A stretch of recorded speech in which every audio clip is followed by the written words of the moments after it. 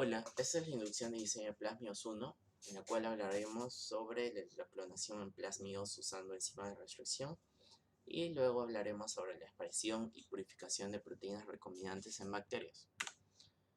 Primero, ¿qué es ADN recombinante? El ADN recombinante es una molécula de ADN que ha sido formada con ADN de diferentes fuentes. Esto se hace en el laboratorio usando diferentes técnicas. Y para formar este ADN recombinante se usan vectores. Los vectores son moléculas de ADN que van a recibir el ADN foráneo y nos van a permitir insertar este ADN dentro de un organismo. Además, estos vectores son capaces de replicarse independientemente del genoma de un organismo. Veamos acá entonces los vectores de clonación. Para esto, existen dos tipos de vectores, los vectores de clonación y los vectores de expresión. Los vectores de clonación tienen como propósito recibir el ADN foráneo, replicarse y almacenar esas secuencias. Los vectores de expresión, sin embargo, tienen eh, un propósito extra que explicaremos más adelante. Aquí les presento un cuadro con una lista de vectores y vemos aquí los plásmidos, que son los vectores más usados. También están los bacteriófagos, los cósmidos y los cromosomas artificiales aquí debajo. Como ven aquí en esta columna, nos referimos a un rango que sería la capacidad de inserto. ¿A qué se refiere esto? De que cada vector tiene un rango ideal del inserto que uno le va a querer poner para que luego este sea insertado dentro de un organismo. Entonces, si es que nosotros, por ejemplo, quisiéramos insertar una secuencia pequeña de hasta 10.000 kilobases, pues usaríamos un plásmido. Sin embargo, si es que quisiéramos insertar una secuencia mucho más grande, como 50.000 bases, pues ya tendríamos que usar otro sistema como los cromosomas artificiales bacterianos, por ejemplo. Como les mencioné, estos son los más usados y en realidad esta capacidad de inserto suele ser suficiente para ingresar secuencias codantes en un organismo. Ahora veamos cuál es la estructura de un vector de clonación.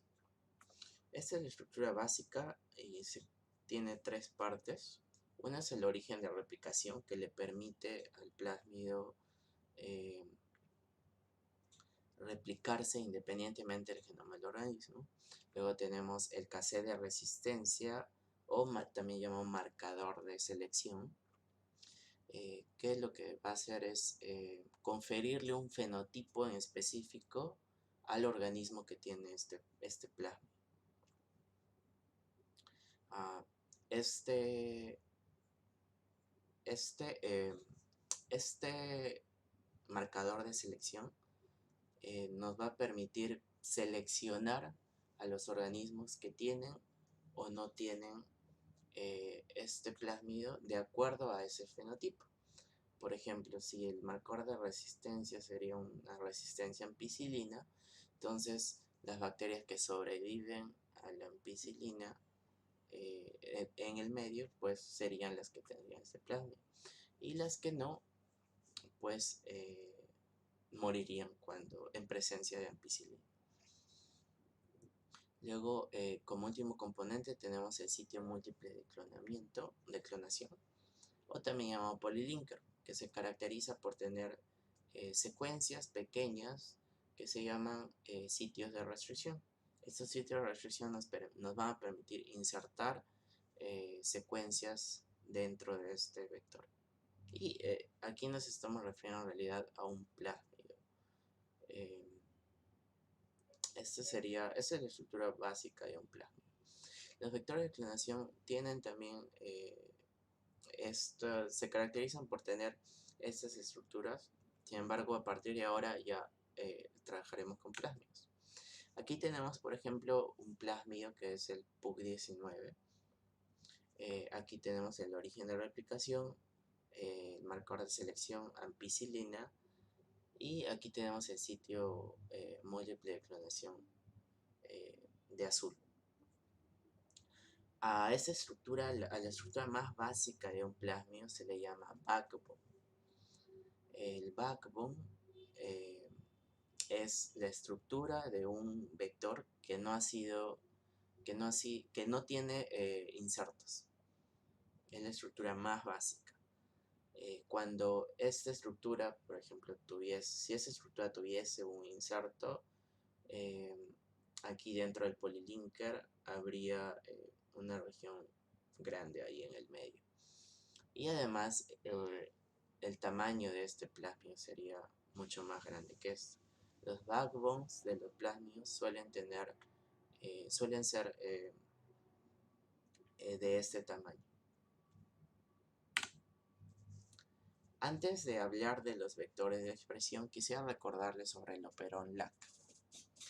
El operón LAC lo que hace es controlar la expresión de varios genes, estos de aquí, usando a través de una sola región promotora.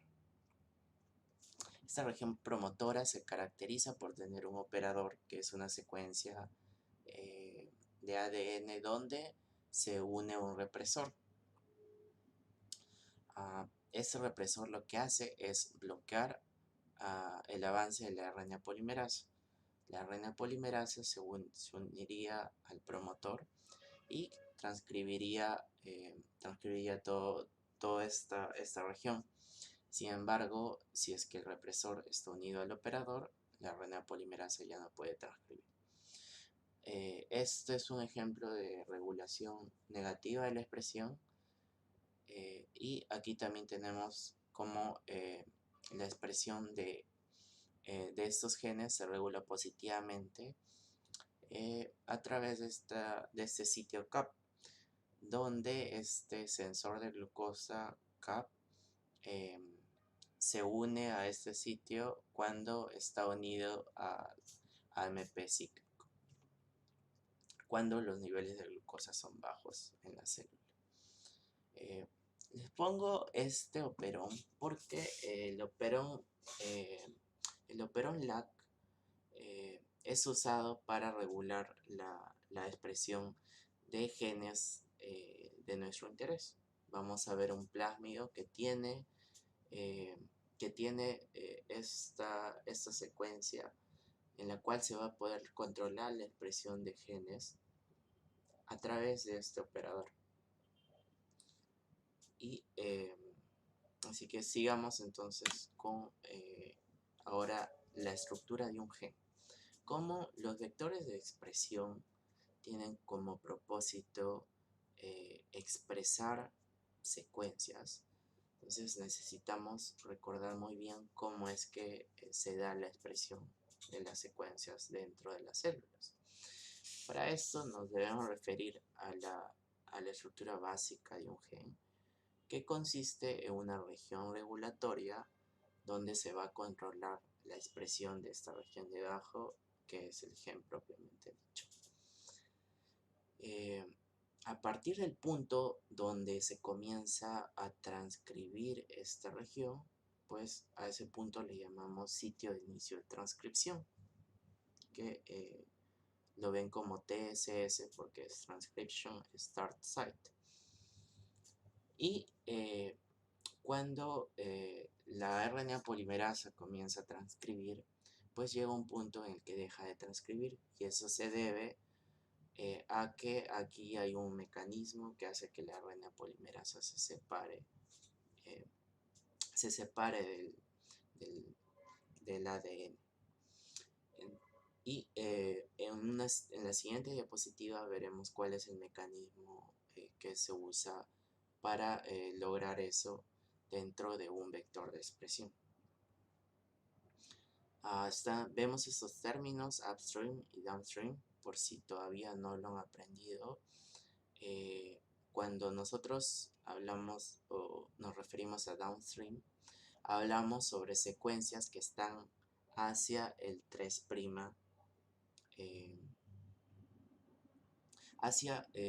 el 3' de una región.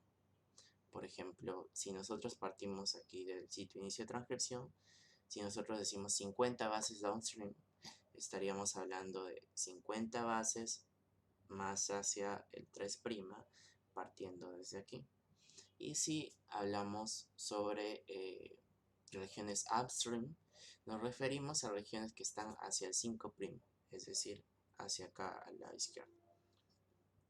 Si fuese, si este gen estuviese, si la secuencia codante de ese gen estuviese en esta dirección, en la cadena complementaria, entonces, por ejemplo, nosotros hablaríamos de secuencia downstream hacia a este lado y upstream sería de este lado a este lado. No es en este caso porque el gen va en esta dirección, pero en otro ejemplo, en una cadena complementaria sería así: downstream por aquí y upstream por acá.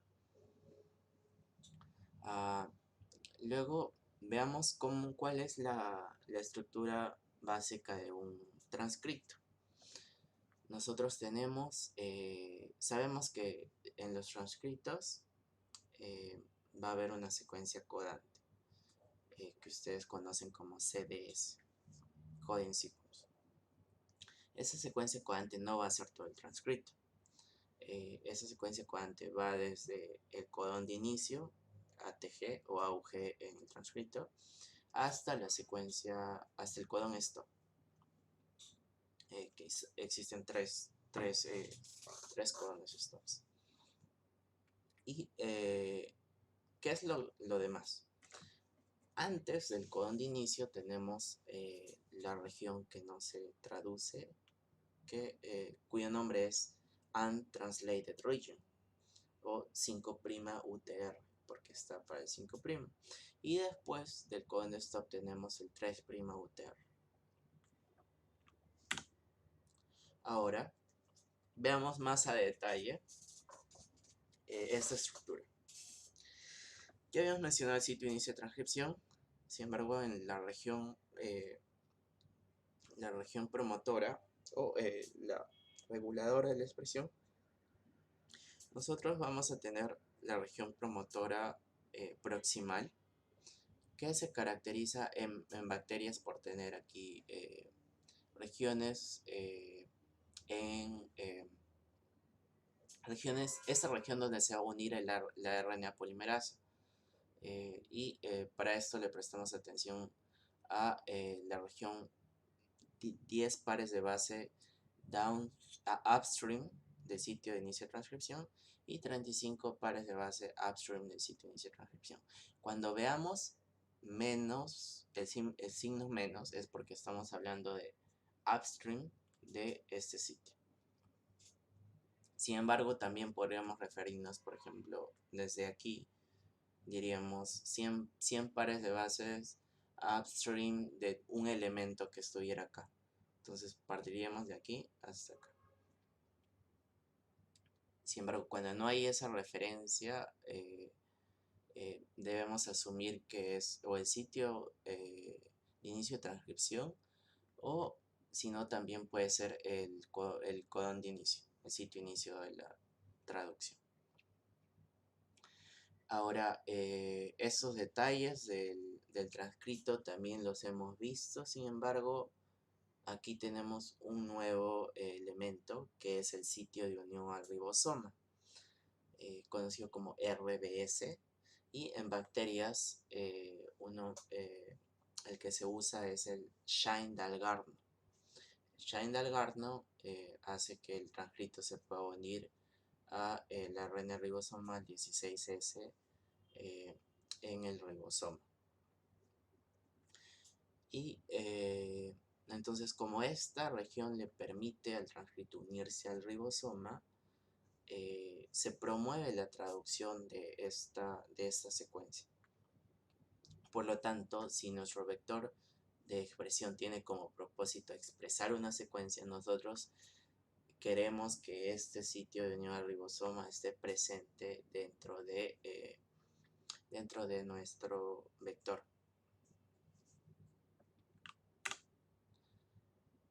Habiendo repasado los elementos, y también les había mencionado sobre cuándo es que debe dejar de transcribir la RNA polimerasa. Y aquí tenemos que esa región se llama región terminadora.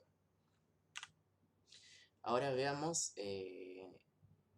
cuál es la estructura de un vector de expresión. Además de estos tres elementos que habíamos visto en un vector de clonación, tenemos también una región promotora y aquí otros elementos que podemos ver más a detalle en este esquema. Vemos aquí que está el operador que va a regular negativamente la expresión del gen que vayamos a insertar. Tenemos el sitio de unión al ribosoma también, que en bacterias sería el Shine-Dalgarno. Y aquí tenemos la secuencia terminadora. Además, como aquí tenemos un operador en el cual se va a unir un represor que va a controlar esa expresión, esos vectores también suelen tener el gen que codifica para el represor que va a regular la expresión. Ahora veamos recordemos cuáles son los mecanismos de determinación de la transcripción. Tenemos la terminación dependiente de Rho y la independiente de Rho. Para los plásmidos, donde se va a controlar la expresión en bacterias, pues se usa este tipo de determinación, donde esta secuencia terminadora va a formar un hairpin, como un loop aquí, y luego de esto va a haber una secuencia de poliadeninas que va a hacer de que la RNA polimerasa se desprenda del ADN. Y entonces ya sabemos cuáles son los elementos básicos de un vector de expresión. Ahora veamos cómo es que uno puede insertar secuencias dentro de estos vectores, tanto en vectores de clonación como en de expresión. Va a llegar un momento donde partiremos de solamente el trabajo con vectores de expresión, pero ahora lo que vamos a aprender va a ser tanto para clonar dentro de vectores de clonación como de expresión. Hay que definir qué son las secuencias palindrómicas. Las secuencias palindrómicas son secuencias de ADN que se leen de la misma forma de 5' a 3', tanto en la cadena, tanto en una cadena como en su complementario. Entonces, si nosotros vemos una secuencia palindrómica, que sería esta, lo leeríamos de la misma forma cuando nosotros veamos el complemento reverso. Entonces, el complemento reverso es un término que vamos a usar mucho más adelante, en el cual ustedes lo que tienen que hacer es determinar cuál es el complemento de esta secuencia, es decir, de G sería C, de A sería T, de A T, de TA, de TA, de C, G, y a esta secuencia se le da el reverso, sería como voltear. Entonces cuando veríamos ese complemento reverso sería totalmente igual. Esto es el complemento, entonces si viéramos el reverso, sería igual a esta secuencia. Entonces hablamos de una secuencia palindrómica. Entonces les había dicho de que los sitios de restricción permiten que nosotros podamos insertar secuencias. Entonces, ¿qué es un sitio de restricción? Un sitio de restricción es una secuencia palindrómica. Estos sitios de restricción son reconocidos por enzimas de restricción, que lo que van a hacer es cortar em, dentro o fuera de estos sitios de restricción. Entonces, enzima de reacción hay de varios tipos. Acá les puse 3. Algunos cortan de manera aleatoria lejos del sitio de restricción. Algunas cortan dentro del sitio de restricción y en un sitio en específico. Y otras, que serían las de tipo 3, cortan de manera aleatoria, pero un poco más cerca del sitio de restricción. No dentro, pero cerca. Y entonces viendo aquí cuál es esa manera de cortar en referencia al sitio de restricción, pues para biotecnología lo que nos sirve es usar las de tipo 2, porque cortan en un sitio específico. Y entonces nosotros, sabiendo dónde van a cortar, nosotros podemos usar estas enzimas para formar unas terminaciones que nos van a servir para insertar otras secuencias. ¿Cuáles son estas terminaciones o ends? Son los sticky ends. Veamos que cuando un sitio de restricción se corta, las enzimas de reacción van a dejar pueden dejar algunas bases sin su base complementaria. Entonces vamos a tener algo como esto. Si corta aquí en el medio, así van a quedar esas dos terminaciones. Y cuando hay bases así sueltas, a eso le llamamos un sticky ends. ¿Por qué se llaman sticky ends? Porque esta secuencia que está libre, pues va a tener afinidad con una secuencia complementaria como esta. Entonces van a ser sticky porque se pueden pegar. Y no solo se pueden pegar a esta, sino que si hubiera alguna otra molécula de ADN que tuviera una terminación así igual, se podría pegar a esa. Esos son ejemplos de cortes que forman sticky ends.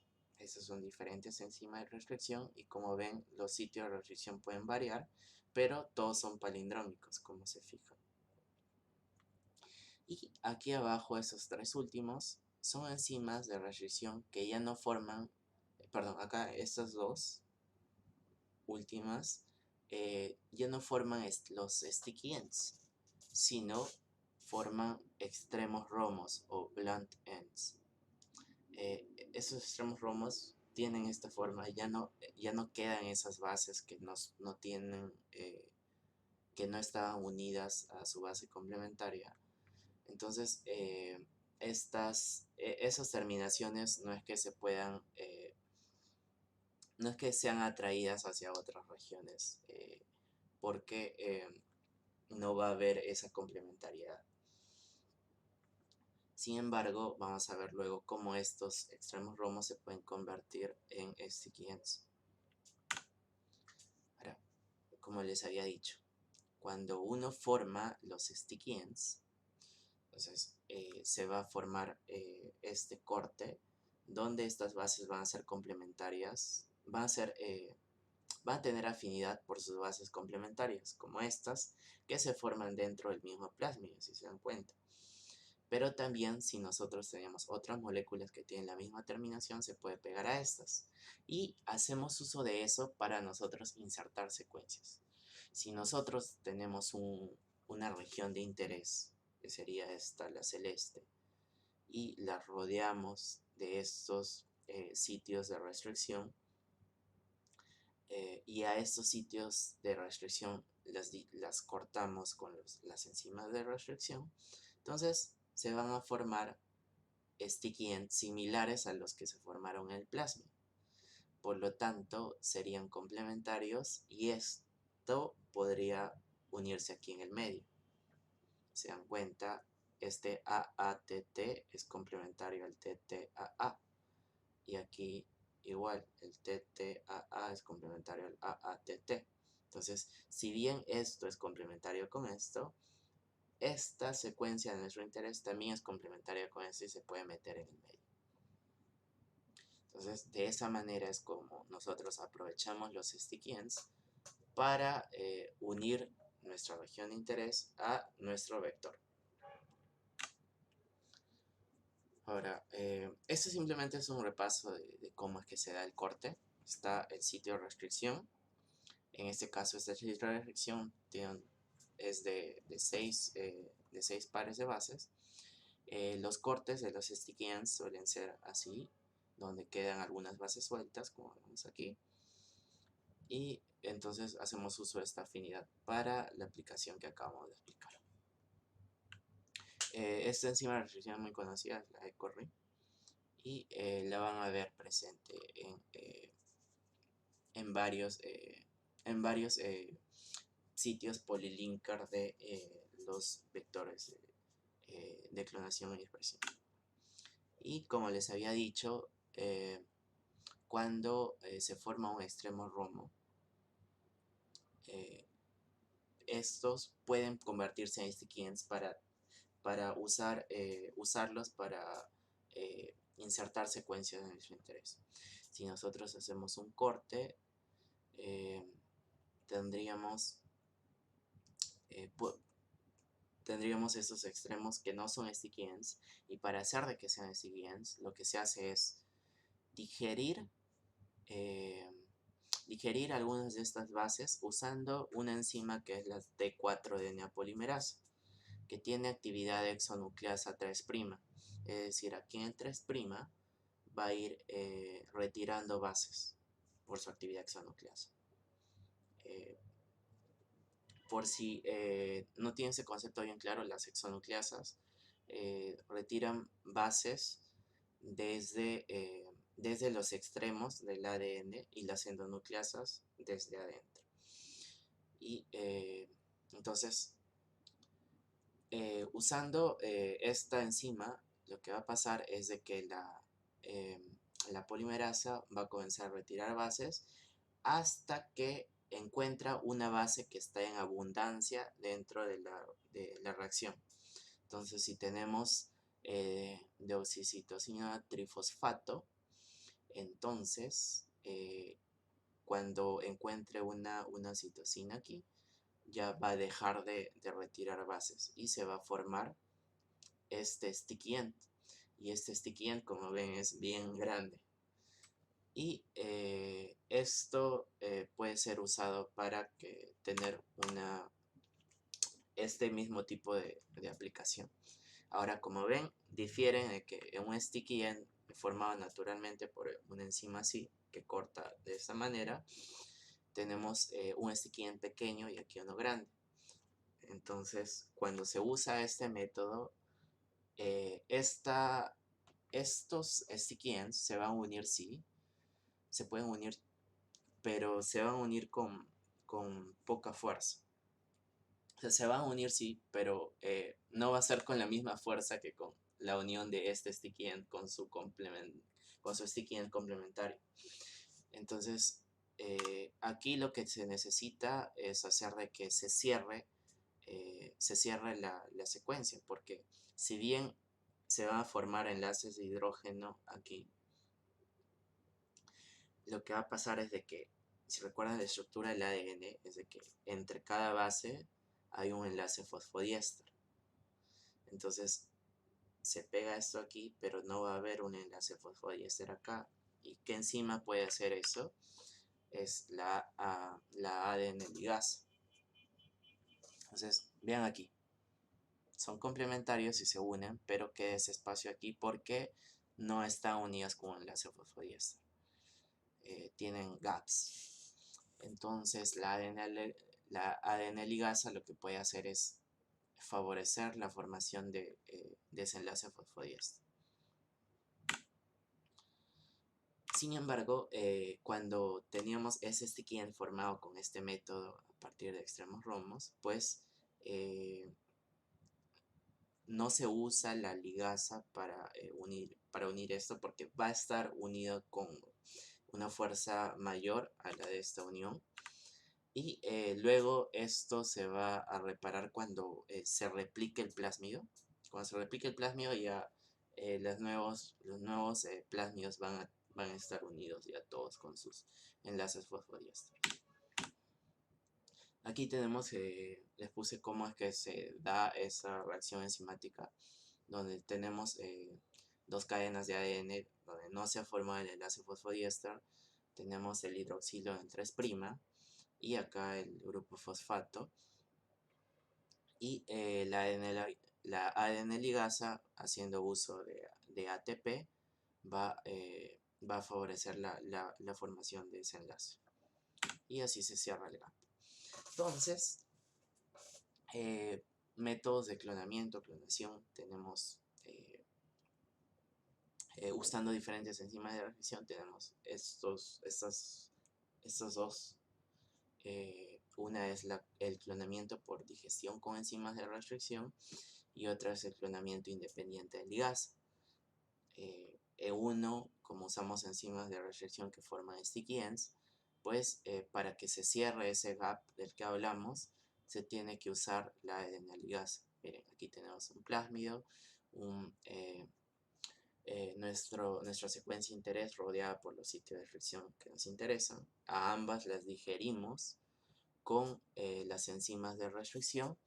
Entonces, como serían los mismos sitios de restricción aquí, aquí, aquí y aquí, se formarían esos sticky ends complementarios que luego se van a unir con ayuda de la ADN ligasa y se forma el plásmido recombinante. Ahora, en este método de clonamiento independiente ligasa, lo que se hace es que se forman extremos romos con un simple corte. Aquí ya no se corta dos veces como bien. Perdón. Aquí me faltó mencionar algo. De que si bien aquí en este ejemplo vimos de que aquí solo se da un corte, se suele usar dos cortes cuando se hace clonamiento. Se corta acá y acá para que las enzimas de restricción que se usan sean diferentes. Entonces, de esta manera es de que cuando se vaya lo del medio, porque imagínense, cortamos aquí y cortamos acá. Si se va lo del medio, este sticky end ya no va a ser complementario a este sticky end, como vemos que sucede acá. Si aquí solo cortamos con una enzima, esto va a ser complementario con eso y se puede cerrar solo el plasmid. Sin embargo, cuando ya fueran diferentes esos sticky ends, ya no existe esa posibilidad de que, o reduce esa posibilidad de que se cierre el plasmid sin ponerse el inserto. Entonces, vamos acá, ya. Esos sitios de restricción entonces suelen ser diferentes y se unen con la ADN ligasa y tenemos el ADN recombinante. A diferencia de aquí, que donde se suele usar dos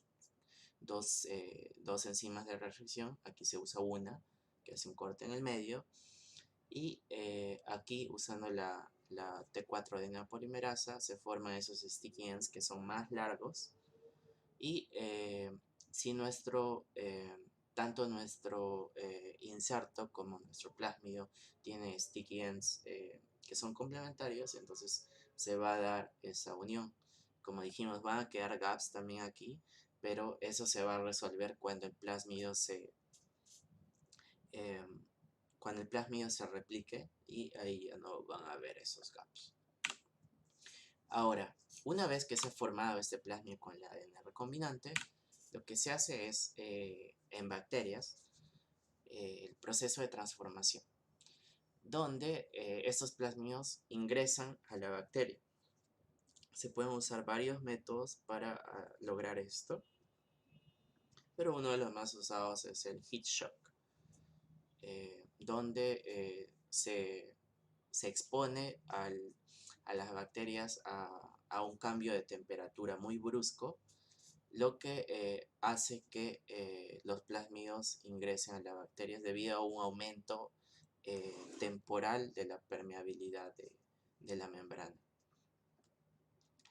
Entonces, luego de este heat shock, lo que vamos a tener es bacterias que tienen no solamente su genoma, su cromosoma bacteriano, sino también el plásmido de nuestro interés. Sin embargo, van a haber bacterias que tienen el plásmido y otras que no. Entonces, ¿cómo nosotros separamos a las bacterias que tienen plásmido y de las que no los tienen? Por eso es de que hablamos de un marcador de selección. Entonces ponemos si es una resistencia a un antibiótico en específico, por ejemplo ampicilina, nosotros le ponemos ese antibiótico a la placa donde están creciendo las bacterias y solo van a sobrevivir las que tengan resistencia a ese antibiótico, ampicilina. Y de esta manera es como las bacterias que no tienen plásmido mueren y las que sí sobreviven. Sin embargo, fíjense en que las que tienen el plásmido sobreviven, pero no sabemos si sobreviven las que tienen, si las que han sobrevivido tienen el plásmido con el inserto, porque simplemente pueden tener el plásmido sin el inserto. Por eso es de que se pueden usar varios métodos para verificar de que el plásmido que está en esa colonia de bacterias tiene nuestro inserto. ¿Cómo es que se hace eso? Primero, bueno, existen varios métodos, como les digo, pero uno de los más comunes y más simples es extraer el plásmido de las bacterias y luego corremos esos plásmidos en un gel después de haber hecho cortes con enzimas de restricción. Fíjense aquí. Aquí tenemos la estructura de un plásmido que no ha sido cortado. Entonces vemos que tiene un tamaño determinado. Cuando se corta este plásmido con una enzima de restricción, que nosotros sabemos que está en el plásmido, vamos a ver la banda en otra ubicación más arriba. Y esto se debe a que cuando nosotros cortamos un plásmido, va a cambiar la estructura del plásmido a una estructura lineal. Cuando uno ve un plásmido, lo ve de manera circular. Sin embargo, el ADN plasmídico, cuando tiene esta forma, pues suele a superenrollarse. Entonces, cuando está superenrollado, pues migra más hacia abajo. Cuando esto se corta y tiene una forma ya más lineal, entonces este plásmido no va a migrar tanto y está arriba. ¿Y qué pasa cuando cortamos nuestro plásmido con dos enzimas de restricción? Vamos a tener dos bandas que corresponde a dos mitades del plásmido. Obviamente si es que ese sitio de restricción solo tiene una ubicación dentro del plásmido. Entonces usamos dos, tendríamos dos cortes dentro del plásmido y tendríamos dos pedazos de plásmido. Y nosotros, como ya lo vimos antes en la electroforesis, de acuerdo a estas bandas de referencia de nuestro marcador de peso molecular, nosotros podemos calcular el peso aproximado. Entonces, si es que nuestro inserto, digamos, tuviese 2000 pares de bases.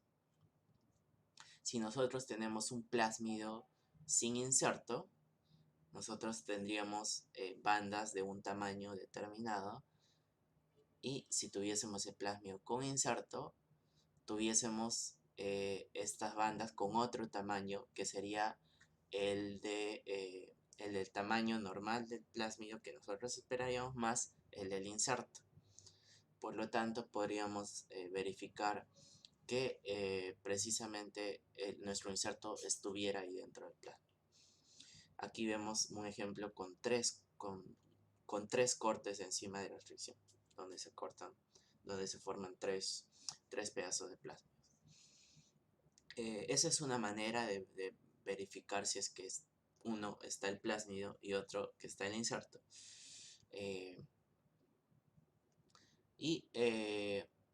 Por ejemplo, también para poder comparar bien esos tamaños, nosotros podríamos tener un plásmido vacío ya desde antes y lo compararíamos con uno que acabamos de extraer.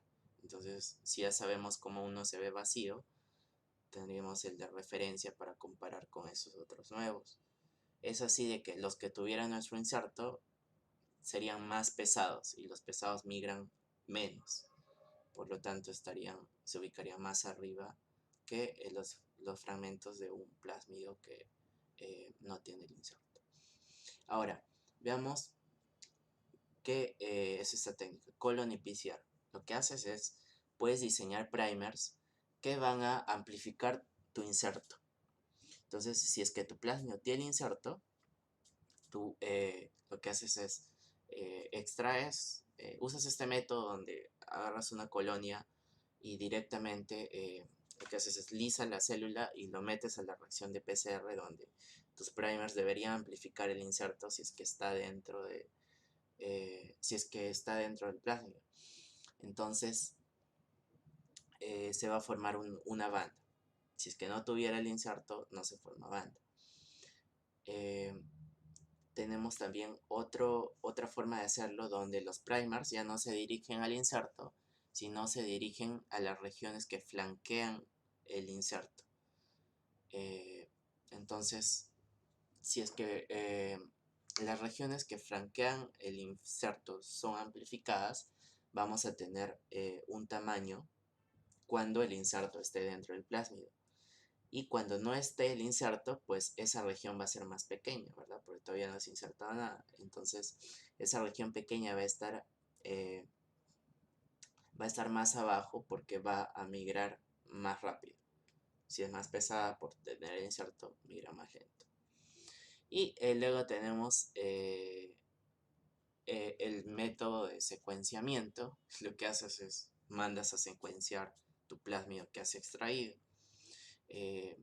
Obviamente tú quieres verificar que primero tienes tu plásmido con tu inserto, así que para verificar eso usas estos métodos.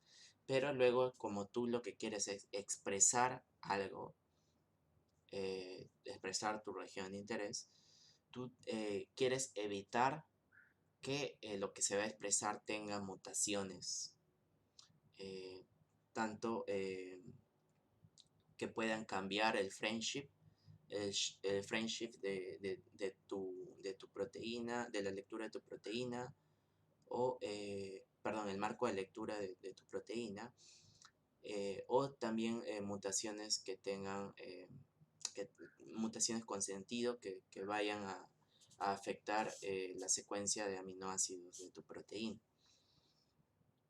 Entonces, por eso es que esa secuencia, para luego hacer un alineamiento y verificar de que no hayan cambios en la secuencia. Cuando esas secuencias que se insertan son muy largas, hay más probabilidad de que haya mutaciones. Y por lo tanto, sí necesitas hacer tu secuenciamiento. Ahora, luego que ya verificaste que está tu inserto y que tiene la secuencia correcta, perdón, por si no quedó claro, las polimerasas que se usan para... las polimerasas que se usan para la PCR tienen, y también las que están dentro de la célula, tienen probabilidades de generar mutaciones. Y también cuando se replica el plásmido, hay probabilidades de que se generen esas mutaciones. Por lo tanto, hacer esto es vital cuando uno quiera continuar con sus experimentos. Ahora, ya que verificamos que nuestro inserto está dentro del plásmido y que ese está dentro de la bacteria, pues, ¿cómo es que expresamos proteínas? Una vez que nosotros hayamos tenido esto y ya tengamos nuestro plásmido extraído, lo que hacemos es volver a insertar este plásmido dentro de bacterias. Pero ¿cuál es la diferencia? De que ahora se transforman en bacterias que van a favorecer la expresión de proteínas. En el caso anterior, lo que se hacía es insertarlo en bacterias que van a permitir que el plásmido se replique. Y para eso necesitas bacterias con estabilidad genómica. Sin embargo, aquí lo que quieres hacer es de que se exprese la proteína, por lo tanto quieres que se favorezca eso, y para hacer eso lo que se suele hacer es usar cepas de bacterias que no tengan mutaciones en proteasas, de tal manera de que las proteasas no digieran a las proteínas que tú estás expresando. Y entonces se usan ese tipo de cepas. Tu plásmido que has obtenido de aquí lo transformas y se induce la expresión. Se induce la expresión como usando diferentes maneras, pero en este caso usamos el operador LAC. Entonces se comienza a transcribir el mRNA, que luego se va a traducir. Y así es como obtenemos nuestra proteína. Ahora, ¿cómo se controla esa expresión? Lo vemos acá. Teníamos el operador del operón LAC, donde se une el represor.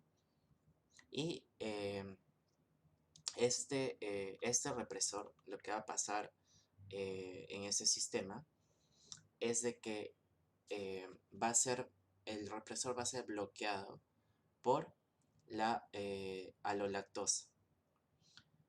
Una vez de que la alolactosa está presente en el medio de la bacteria, pues se une el represor cambia su conformación y ya no puede pegarse al operador. Si no se pega al operador, entonces la RNA polimerasa avanza. En el caso de que no hubiera alolactosa, miren, el represor está activo, se une al operador, la RNA polimerasa se une al promotor, pero no puede transcribir. Y si se fijan aquí, ven que hay un gen LAC-I, y ese es el gen que transcribe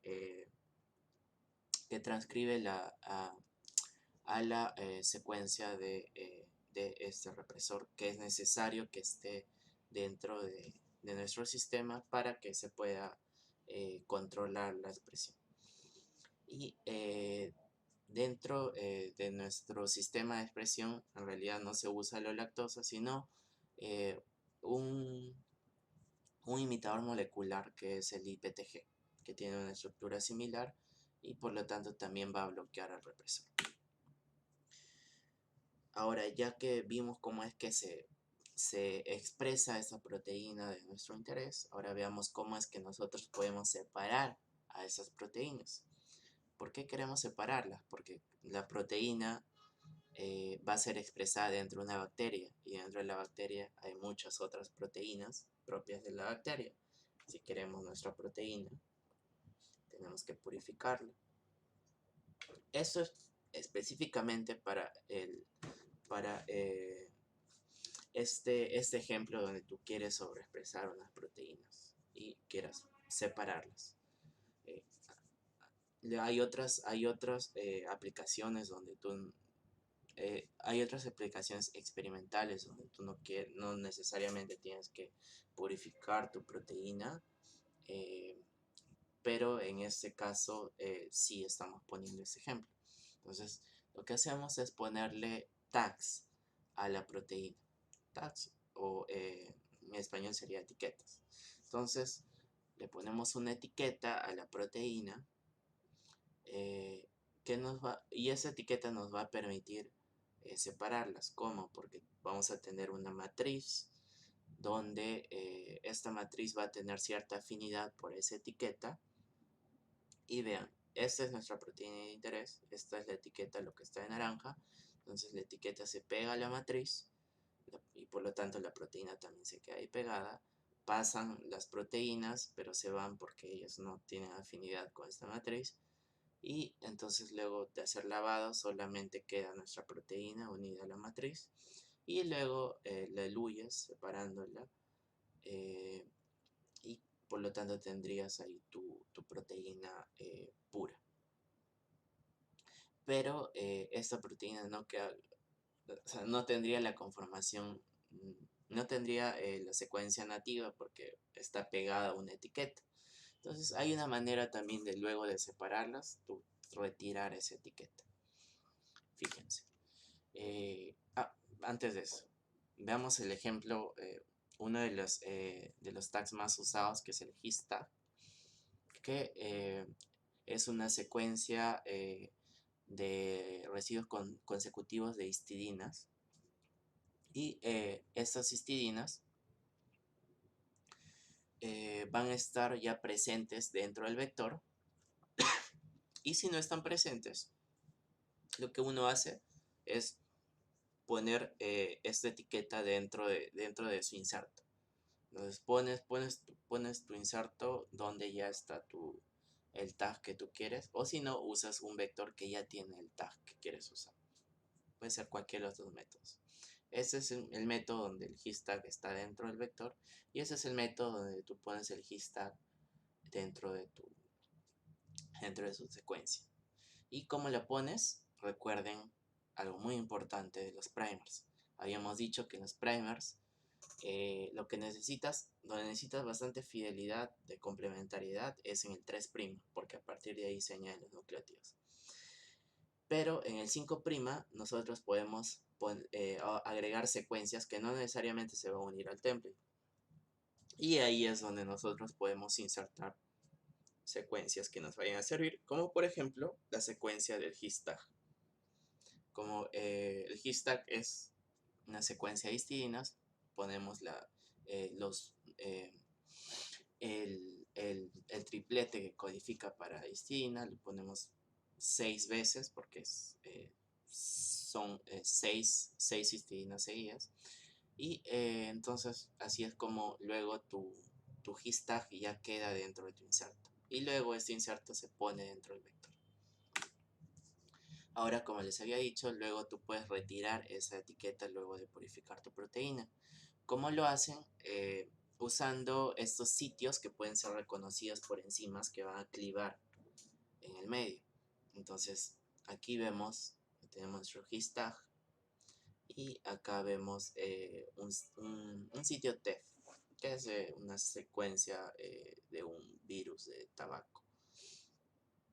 Es una secuencia de proteína del virus del tabaco.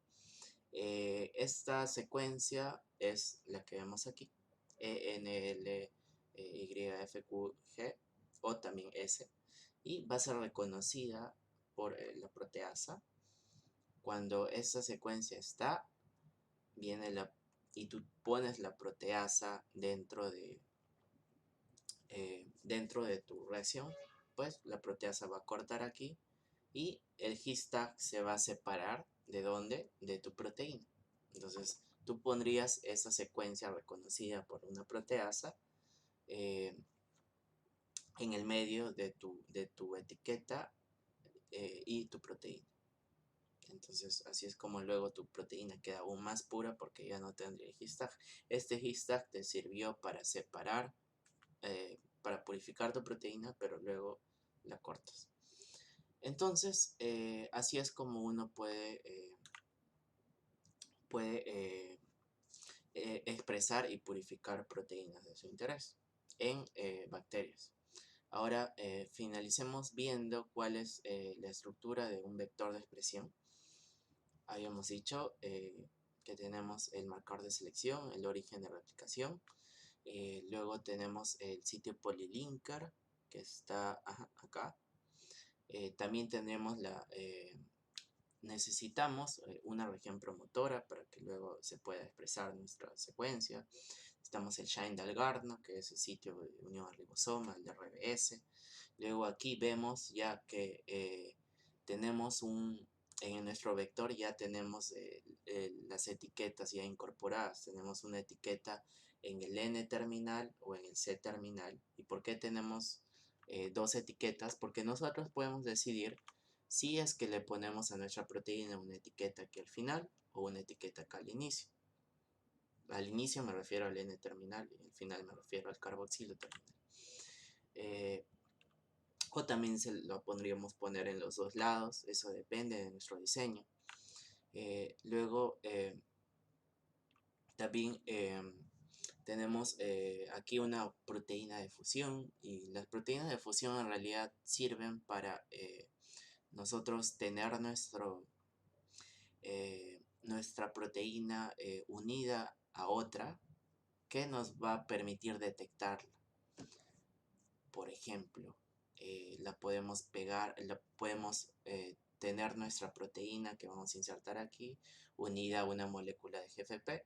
Entonces, si expresamos nuestra proteína, podemos luego detectarla muy fácilmente usando métodos de laboratorio que nos permitan detectar a esta proteína de fusión.